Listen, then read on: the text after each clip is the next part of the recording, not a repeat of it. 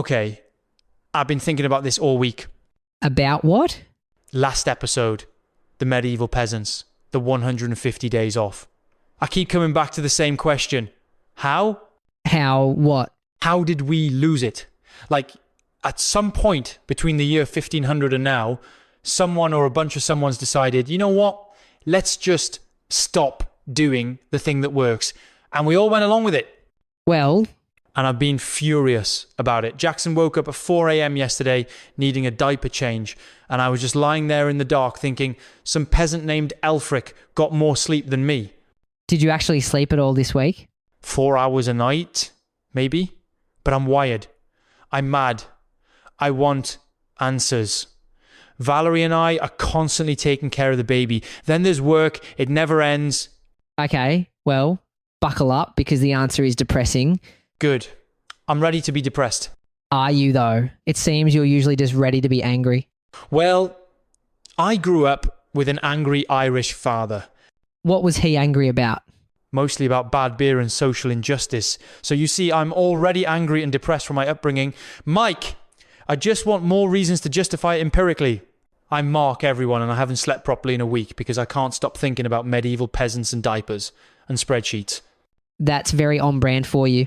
So today, I'm ready to start a rampage that might explain how did we go from 150 days off to basically none.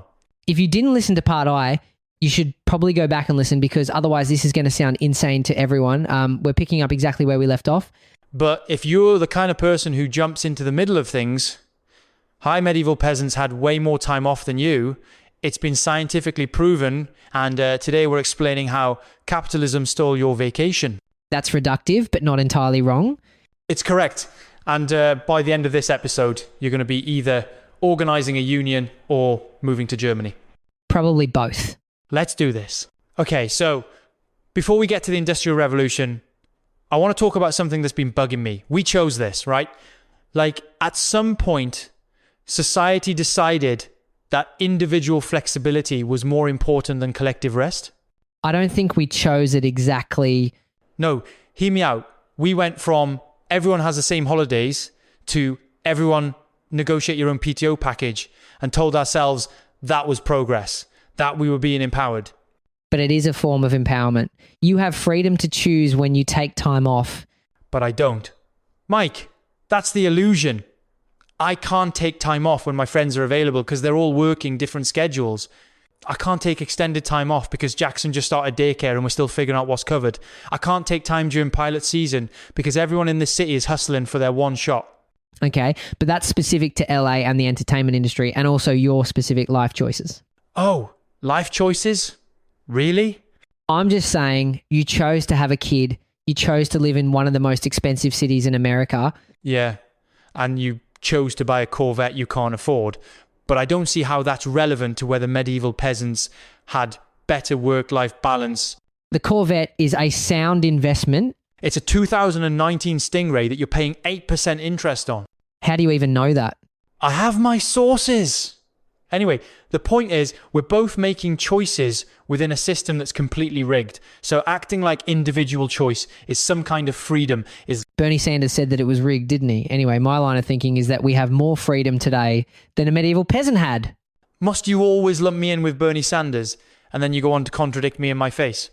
Yes, I love doing that. Anyway, all of your choices are constrained by economics and geography and circumstance, but at least you have choices.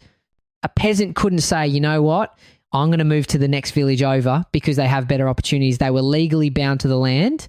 Yeah, and I'm economically bound to my job because I need healthcare for myself, my wife, and my little girl. What's the functional difference? The functional difference is that you can, if you really wanted to, quit tomorrow and find a different job. It would be hard, it would suck, but it's possible. A medieval serf? Impossible. Literally illegal. They'd be hunted down and dragged back. How often do you think about quitting? Quitting what? Your job. How often do you think about just walking away? I don't know. Sometimes. Why are we... Because I think about it constantly. And then I remember I have a daughter and the choice isn't really a choice. It's like when Jackson cries at 3 a.m. and my wife and I both pretend to be asleep hoping the other gets up. Valerie does that. Awesome. That's what quitting feels like. It's admitting that I lost, that I'm defeated. I know. I'm the same way. Why are we like this? Because the system makes us feel like our worth is tied to our choices. That's probably right. When's the last time you took a real day off? I don't know. This is exactly the problem. We're talking about medieval peasants having 150 days off, and neither of us has taken vacation in over a year. Okay, so how did we get here to our present day jobs? The short answer is the Industrial Revolution. That's it, isn't it? That's the pivot point. Roughly 1760 to 1840, starting in Britain, spreading across Europe and America. The shift from agricultural economies to industrial capitalism. And that changed work. How? Completely. See, agricultural work is seasonal. You have to work with natural rhythms. You can't harvest wheat in January. The ground is frozen. But factory work, machines don't care about seasons. They can run 24/7, and factory owners wanted to maximize their use. So they just made people work constantly. Yep. Early 1800s, factory workers, including children, by the way, were doing 12 to 16-hour days, 6 or 7 days a week. It was brutal. Yikes. And there was no such thing as weekends. No paid time off, no holidays. If you didn't work, you didn't eat. How did people not revolt? They did. That's the thing. The 8-hour workday, the weekend, child labour laws, all of that came from labour organising. Strikes, protests, literal battles between workers and factory owners. People died fighting for the 40-hour work week. And now we're just giving it back? We're not giving it back. We're just not pushing forward. And here's where it gets really insidious. The Protestant work ethic. I've heard of this, but I don't really get it. Max Weber wrote about it in The Protestant Ethic and the Spirit of Capitalism, published in 1905. His argument was that Protestantism, especially Calvinism, created a culture where hard work was seen as morally virtuous, where idleness was sinful, where your success in business was a sign of God's favour. That's genius if you're a factory owner. Exactly. If you can convince workers that overworking themselves is holy, you don't have to pay them more. They'll do it voluntarily. It becomes a moral obligation. So the Catholic Church gave peasants 150 days off, and the Protestant Church said, actually, work yourself to death. It's what God wants. Essentially, yes. Martin Luther and John Calvin were not fans of Catholic holidays. They saw them as superstitious, wasteful, not focused enough on work and discipline. So Protestants invented hustle culture. Kind of. And this provided the cultural groundwork for industrial capitalism. By the time factories came around, there was already this ideology in place that said working is good, resting is lazy, your value as a person is determined by your productivity. That's what I feel every single day. Same. And it's by design. So, what happened next? Well, you had this brutal early industrial period and workers started organising. And they won some victories, 8-hour workdays in the 1930s, weekends, overtime pay. But then in the 1970s and the 1980s, productivity exploded thanks to computers and automation. And we should have worked less? Exactly. In the 1930s, economist John Maynard Keynes predicted that by the year 2000, we'd all be working 15-hour weeks because of technological advancement. We'd solve the problem of production. We could make enough stuff with way less labour. But that didn't happen. No. Instead, productivity went up, way up, but instead of working less, we just worked the same amount and produced more, and all the gains went to capital. How much? Executive compensation increased 940% between 1978 and 2020, while typical worker compensation went up only about 12%. 940%? I know. So that means if a worker makes, say, $45,000, then the executive makes over $42 million? You got it, baby. Isn't that disgusting? So we got more productive, created more wealth, and decided that all of it should go to like 50 dudes at the top? Basically, yes. And in America and Britain especially, the Reagan-Thatcher era doubled down on deregulation, weakened unions, and glorified overwork. The greed is good era. Gordon Gekko wasn't supposed to be aspirational, but he became it. And now we're here, working more than medieval peasants, with all the technology in the world, because we chose to distribute the gains of productivity to capital instead of to workers. We didn't choose that. They chose that. I hate to say it, but that sounds about right. Okay, so we've spent 2 episodes now talking about how screwed we are. What can people actually do with this information? Talk about it. Seriously. If more people understood that working 250 plus days a year isn't natural or inevitable, that it's a choice we're making collectively, maybe that shifts the conversation. Consciousness raising matters. The labour movements we talked about earlier started with people just talking to each other, realising they weren't alone in their awful predicament. Right? So, step 1, admit you're burned out. Tell your friends, tell your co-workers, stop performing the "I'm crushing it" thing, because it's exhausting and it's making everyone else feel worse. And then what? Individually, what can one person do? Set boundaries where you can. If you're able to, and I know not everyone is, don't answer work emails after 6 p.m. Actually use your personal time off rather than hoarding it out of fear. Take your lunch break. Track your hours. I started doing this last month and it's horrifying. I thought I was working 40 hours a week. I'm actually working 52 when you include all the evening emails and weekend prep work. Exactly. And once you see it, you can't unsee it. But beyond individual actions, what about collective change? Because that's really where the power is. Unions. If you can join or form one, do it. I know that's scary, and I know some industries make it nearly impossible, but collective bargaining is the single most effective tool workers have ever had. And unions aren't just about wages. They negotiate for working conditions, time off, protection from arbitrary firing. The German system has works councils that give employees a voice in company decisions. Wait, really? Yeah. In Germany, any company with more than 5 employees has to have a works council if workers want one. They have real power to negotiate over things like working hours, vacation time, workplace safety. That's incredible. Why don't we have that?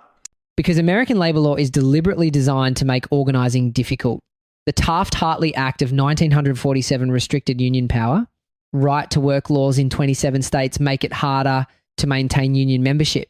So it's not that we can't have better protections, it's that we've specifically legislated against them. Correct. Which means the solution is political. Vote for candidates who support labour protections. And I don't just mean presidential elections, local and state elections matter more for this stuff. What about the 4-day work week? You mentioned that's been tested. How is it actually going? Really well. Iceland ran a trial from 2015 to 2019 over 2,500 workers. They reduced hours from 40 to 35 or 36 per week with no pay cut. Result, productivity stayed the same or improved, and workers reported better work-life balance, less stress, less burnout. And companies actually agreed to this? They did, because the data showed it worked. Microsoft Japan tried a 4-day work week in 2019, productivity went up 40%. Belgium just passed a law in 2022 giving workers the right to request a 4-day week.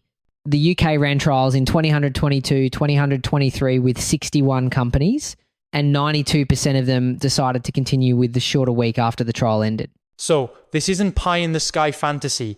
This is happening right now in real countries with real companies. Exactly. The evidence is overwhelming that people work better when they're not exhausted. But getting American companies to try it requires either legislation or enough worker pressure that they have to... What about healthcare? Because that's the big one that keeps people trapped. That's the biggest structural change we'd need. Every other developed country has figured out how to decouple healthcare from employment. Single payer, multi-payer, various models, but none of them tie your ability to see a doctor to your job. And that would fundamentally change the power dynamic. Completely. If you could quit without losing healthcare, suddenly your employer has way less leverage. You have actual freedom to leave bad situations. Wait, I just thought of something. What? Medieval peasants couldn't leave their land, right? They were legally bound to it. Correct. But we can't leave our jobs without losing healthcare. So we're also bound. We just convinced ourselves it's different because we signed a form. You made that point last episode, but I agree with you. That's genuinely unsettling. Right?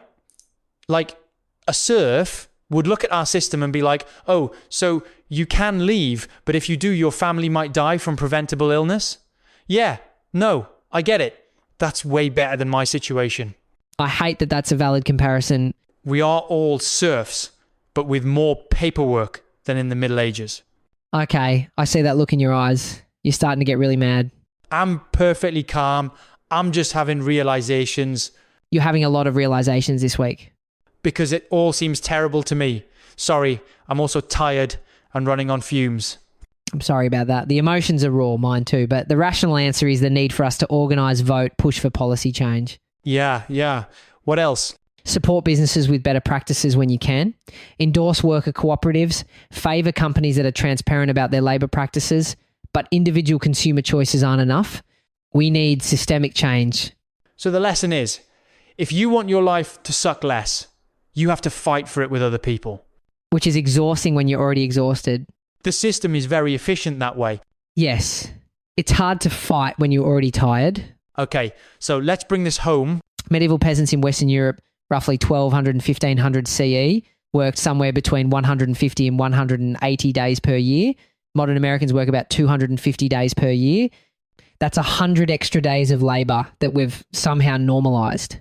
And those weren't primitive people who didn't understand productivity. They had a system that recognized humans need regular rest to function.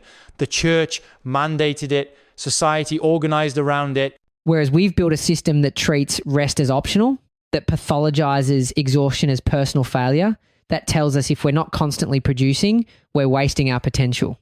And that system is making us sick. Literally. Burnout rates are all-time highs. Mental health crises are epidemic. Instead of addressing the systemic causes, we get mindfulness apps and self-care Instagram posts. You can't self-care your way out of a broken system. But, and this is important, this isn't inevitable. We know it's not inevitable because other countries have figured out how to maintain strong economies while giving workers more time off, better benefits, actual protections. So the question is, why haven't we? Political will. Or lack thereof. But that can change. Labour movements have won massive victories before 40-hour work week, overtime pay, workplace safety regulations. All of it came from collective action. So if there's hope, it's in organising. Talk to your co-workers, join or form a union if you can, vote for people who support labour protections, push for policies like mandatory paid leave, 4-day work weeks. And just admit you're struggling. Stop pretending you're fine when you're falling apart. Because I guarantee you're not alone. Jackson woke up at 4:47 this morning. I wondered if medieval peasants dealt with this. Infant sleep patterns are timeless. Not comforting. At least you don't worry about wolves. Wolves were a real worry back then. That's where we're setting the bar? Progress. Sort of. You know what though? I realised that changing diapers in the Middle Ages meant no running water and no disposable diapers. Just cloth and hope. Oh, God, I didn't even think about that. Of course you didn't. Like, they had more time off, sure. But they also had to manually scrub baby shit out of cloth with cold water from a well. That's horrifying. But here is what I keep coming back to. Medieval peasants didn't have to fight for those 150 days off. The system just included them. It was understood that humans need rest. And we've lost that understanding. So either we fight to get it back, or we just keep drowning. Either we change or we collapse.